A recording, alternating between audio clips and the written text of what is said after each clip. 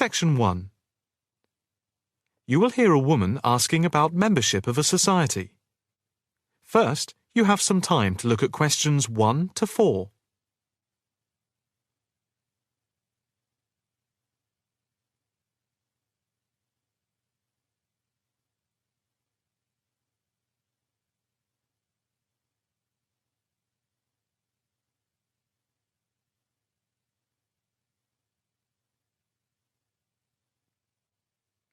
Now the test will begin. You should answer the questions as you listen, because you will not hear the recording a second time. Listen carefully and answer questions 1 to 4. Hi. I'd like some information about joining the International Arts Society. That's no problem. What exactly can I help you with? First of all, I'd like to know about the membership fee. Well, there are 2 types of membership. Can you tell me what they are?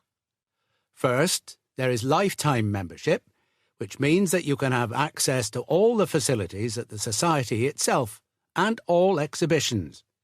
Plus, you can have discounts to various events at affiliated arts organisations here and abroad.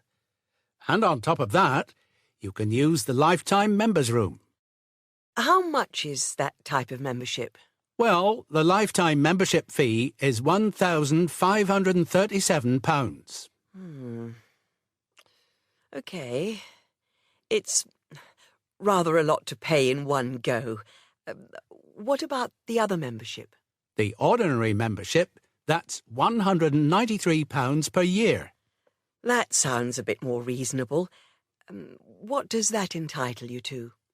You can visit the Society, including the exhibitions, the library, and follow the arts programmes on weekdays during the opening times from 10 a.m. to 9 p.m, and at the weekend between 10 a.m. and 5 p.m. On Saturday, if there's a special event like a lecture or restricted showing of an exhibition, then it opens until 9 p.m. So, what is the difference between this and the lifetime membership?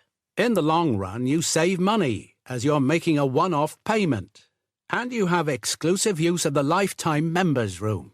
OK. What arts programmes do you run? Well, the Society has a very extensive programme to cater for all tastes.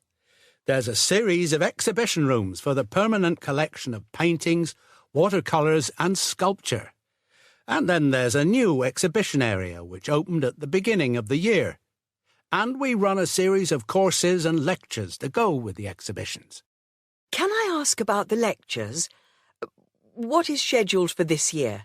The latest list is in this leaflet. Oh, yes.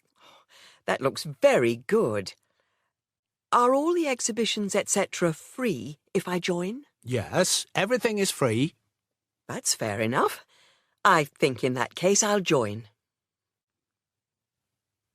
Before you hear the rest of the conversation, you have some time to look at questions 5 to 10.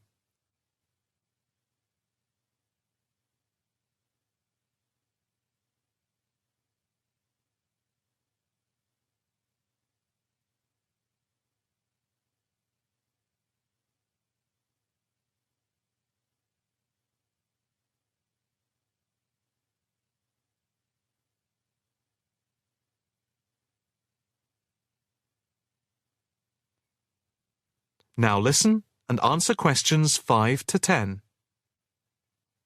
I just need to take your name, address and telephone number. First, your name. Margaret Rochester. I take it that's Rochester? Yes, that's it. And the address? It's 55 Stone Avenue. OK. Avenue. And the postcode? Let's see. It's MA7 4PQ. And a daytime telephone number? Can I give you my work number? Yeah, that's fine.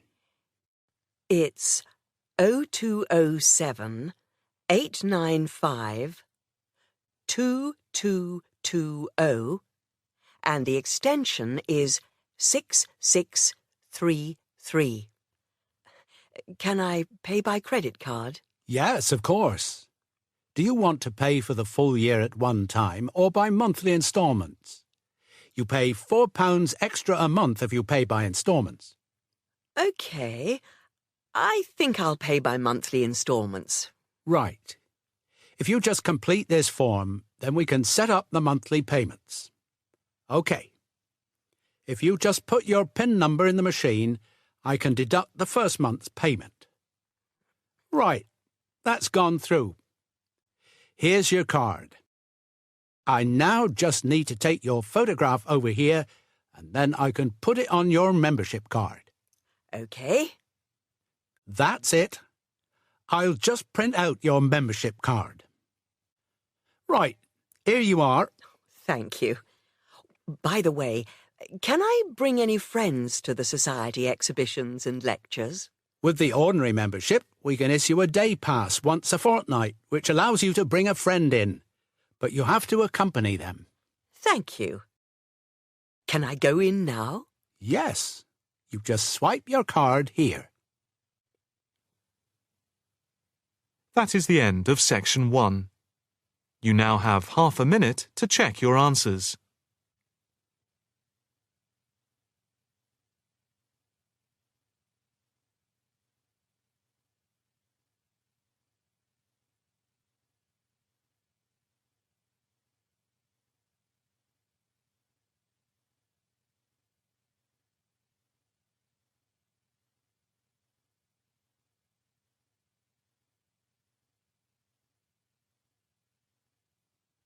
Now turn to section 2.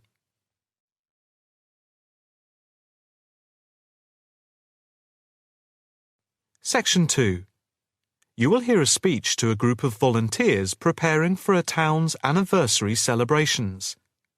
First, you have some time to look at questions 11 to 15.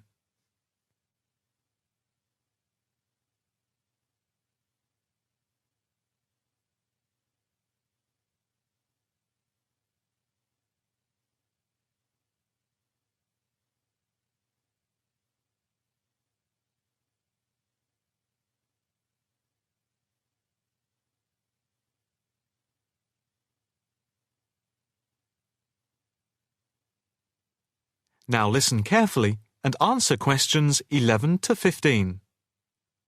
And now for the preparation plans for the town's 250th anniversary celebrations. We are going to follow the same system we had last year, but with a few changes to increase the party spirit.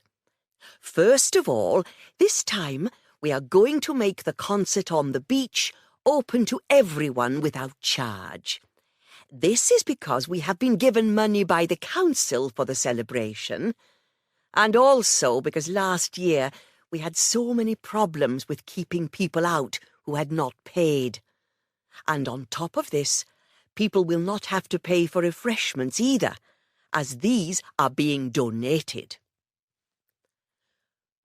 Right now, we are going to divide into 4 teams. The first one, the beach team, will be responsible for cleaning up the beach on the Saturday morning, picking up litter, bottles, plastic bags, wood, and anything else that's lying around. Everyone is meeting at the beach shop at 8 a.m. It's an early start, but we want to give everywhere a good thorough clean. We have had permission from the council to close the beach to get it ready for the anniversary celebration on Sunday. The second team will be responsible for setting out seating in the square for the speeches and prize giving. Again, an early start is preferable, but the vans with the seats can't be there until 9 a.m. So, shall we say that everyone should meet at the village hall at 9:30? Starting then will allow extra time if the vans are late. Before you hear the rest of the talk, you have some time to look at questions 16 to 20.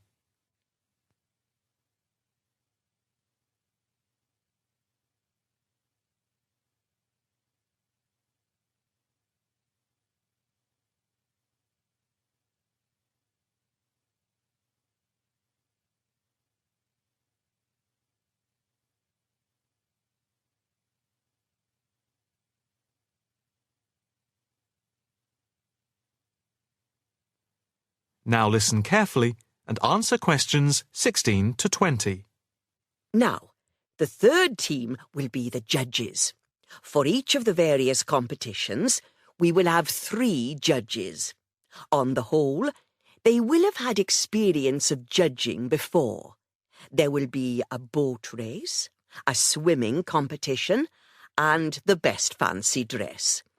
A cash prize will be given to the winner in each category, and for the 2 runners-up, there will be book tokens. There is a sponsored mini-marathon, and by the deadline, lunchtime today, we had 263 applicants, with ages ranging from 15 to 60. That's 80 more than last year. Each entrant has paid a £20 registration fee to enter, and all the profits will go to the local children's hospital to help fund much-needed specialist apparatus. The 4th team consists of the wardens for the day itself. We are expecting at least 10,000 people, if last year is anything to go by. The fields near the entrance to the beach can be used as car parks, and we need wardens to help make sure the actual parking is more organised than last year, which was a mess. We also need someone to be in charge of the first aid, which will be at the entrance to the beach. Finally, we need some volunteers for the clean-up. Last year we didn't do this very well, and so the council has agreed to provide large bags to collect all the recyclable material like glass and plastic, etc. But we have to deal with the rest, like leftover food, ourselves. We don't want to leave piles of rotten food around or dangerous bottles. That is the end of section 2. You now have half a minute to check your answers.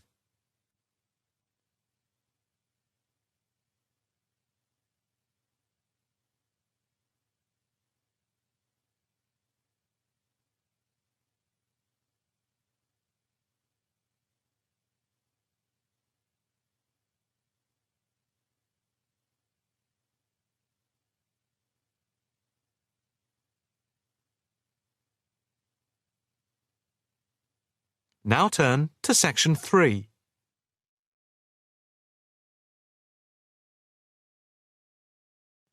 Section 3. You will hear a female and a male student talking about the mock exams that they have just taken. First, you have some time to look at questions 21 to 25.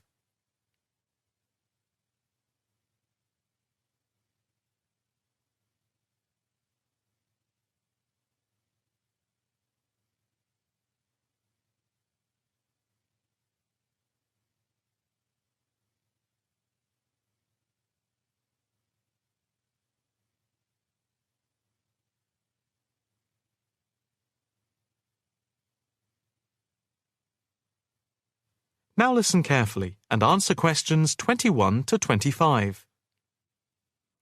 So, what did you think of the practice exams last week? You mean the mock exams? Yeah. I thought some of them were tough. They were certainly hard and generally they were very long. Yeah, they were spread over a whole week, which made it impossible to relax. Exactly. But what did you think of each test? Of the 7 exams we did, the least enjoyable for me were the 2 3-hour essay papers. Why didn't you like the essay papers? I'm not particularly good at writing things down like that in a short space of time. And I don't think it's a good way of testing our theoretical knowledge of medicine. I'm the opposite, I'm afraid. I'm much better in the written essay exams than the other types of tests. But what about the 2 multiple-choice exam papers in basic science and anatomy? They weren't too bad. If you didn't know the answer, all you had to do was guess. That's okay, but I never feel comfortable with guessing. And you know that there is research that shows that women are disadvantaged when doing multiple-choice questions compared to men. You've mentioned this before, but I'm not sure I believe it. It's true. Multiple-choice questions benefit men more than women. They are a male construct. If you say so. It's not if I say so. Anyway, you have to be careful with multiple choice questions because of the negative marking. That can really bring the score down if you keep guessing and get all of the guesses wrong. It's double negative. Yeah, that is a danger. What about the role play? Did you like that? Yeah, with the actors and actresses as simulated patients. Yeah, I thought that was by far the best part of the exam. Why was that? What I liked about it was during the 24 test stations, we had a chance to show what we know about communicating with patients and show our practical medical knowledge, etc. Yes, I think I agree with you there. I enjoyed all of the stations, but I can tell you I was tired at the end. I have done a practice exam with 12 test stations, but not 24. It was exhausting, but also exhilarating. I agree completely. It lasted nearly 4 hours in total with the break. Before you hear the rest of the conversation, you have some time to look at questions 26 to 30.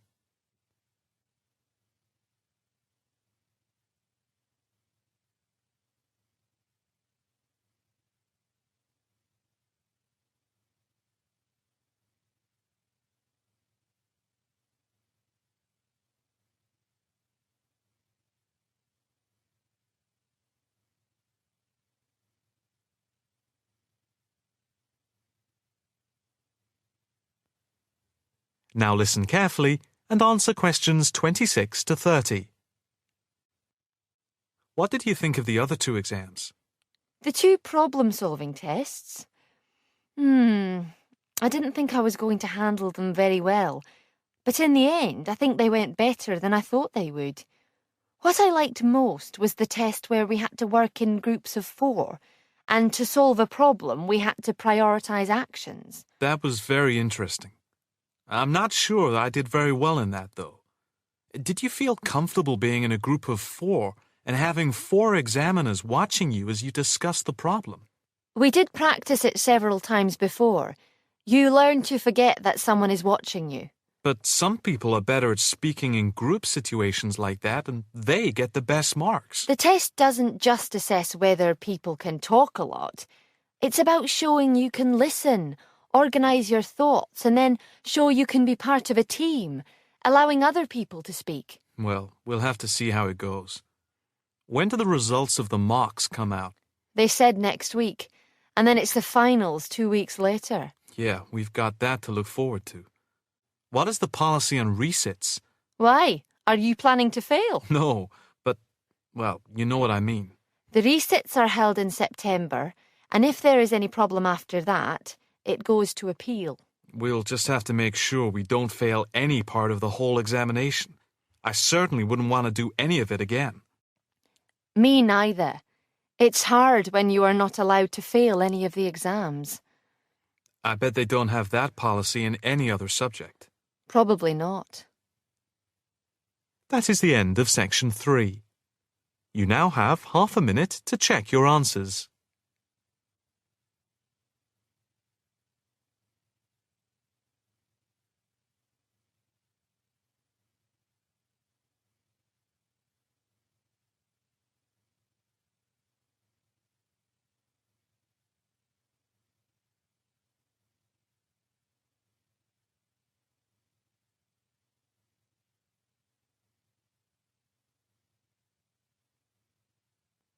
Now turn to section 4.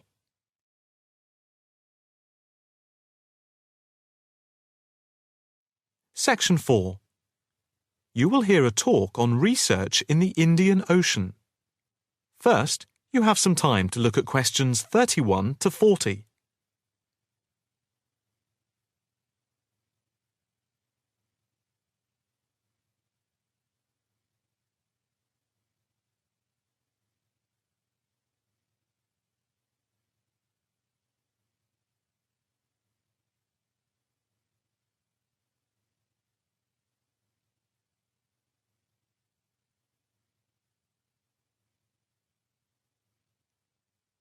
Now listen carefully and answer questions 31 to 40.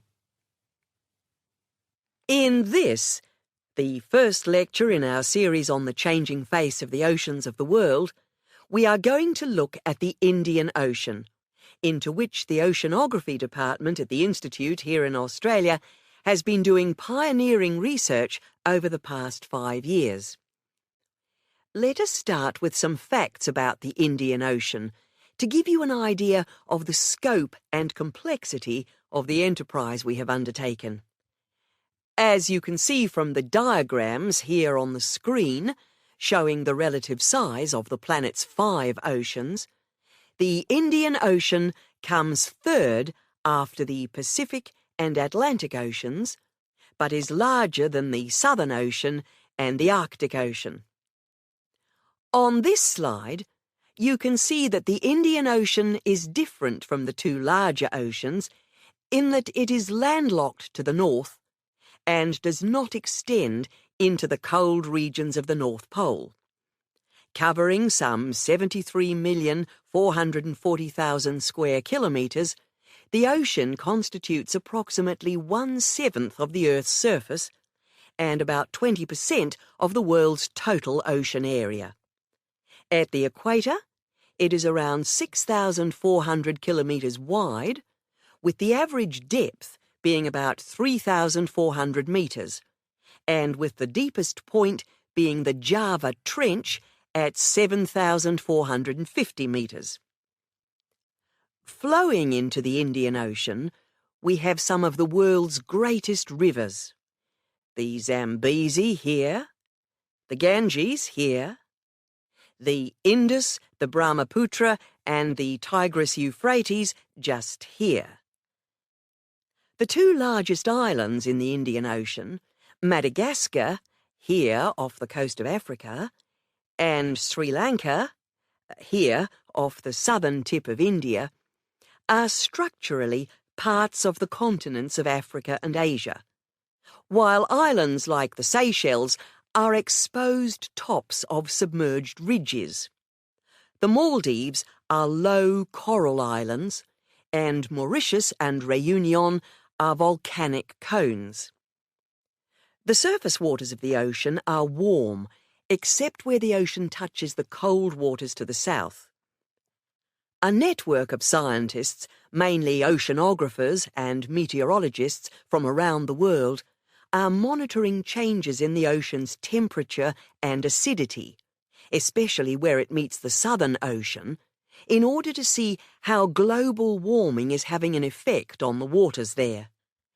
An assessment is also being carried out on how this is impacting on low-lying habitats and peoples in the more populated coastal regions around the rim of the ocean. In the warmer north, islands are vulnerable to even the subtlest changes in sea levels and tides, so they are being closely watched. Moreover, a close eye is being kept on wind changes, especially alterations to the monsoon rains, typhoons, cyclones, and any other natural phenomena. In addition to the information sent from the ship that we have stationed off Antarctica, in the south of the Indian Ocean, data are being transmitted round the clock from buoys anchored at various points around the ocean. 5 of these buoys are observing ice packs and icebergs coming into the Indian Ocean from Antarctica. Besides the buoys, data on cloud cover and wind and temperature change are received by satellite. Satellite images are also being used to record the size of the icebergs from the moment they break off from Antarctica. Their course is then mapped as they move out into the Southern Ocean.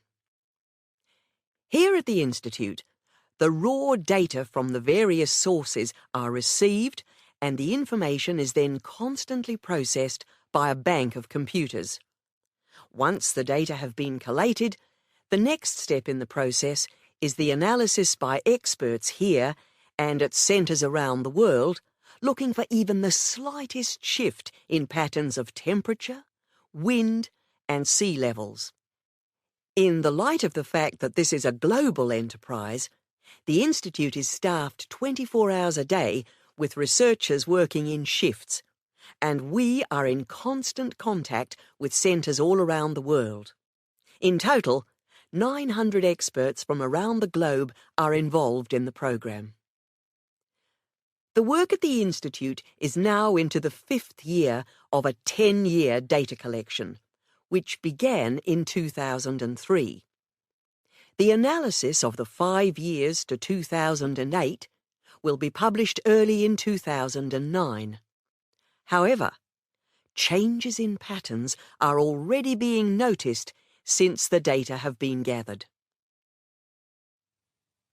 That is the end of section 4. You now have half a minute to check your answers.